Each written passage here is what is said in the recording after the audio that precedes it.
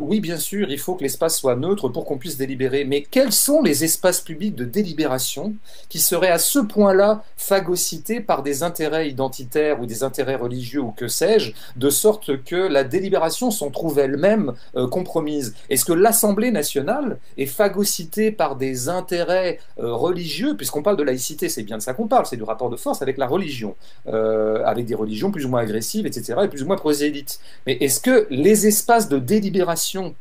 en France, si on les prend concrètement, l'Assemblée nationale, le Sénat, le gouvernement, les conseils municipaux, tout ce que vous voulez, les conseils d'administration des grandes entreprises qui régissent autant que notre Assemblée nationale nos vies quotidiennes,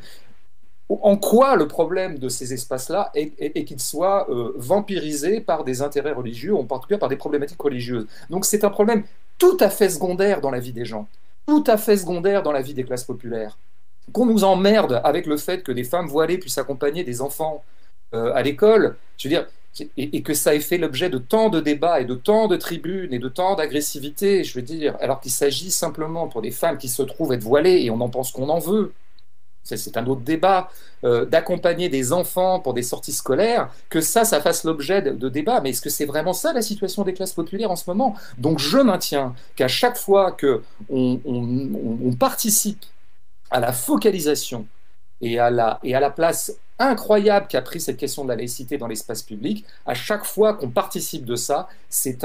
une porte qu'on enfonce contre la mise en avant de la question sociale et de la vie sociale réelle des classes populaires.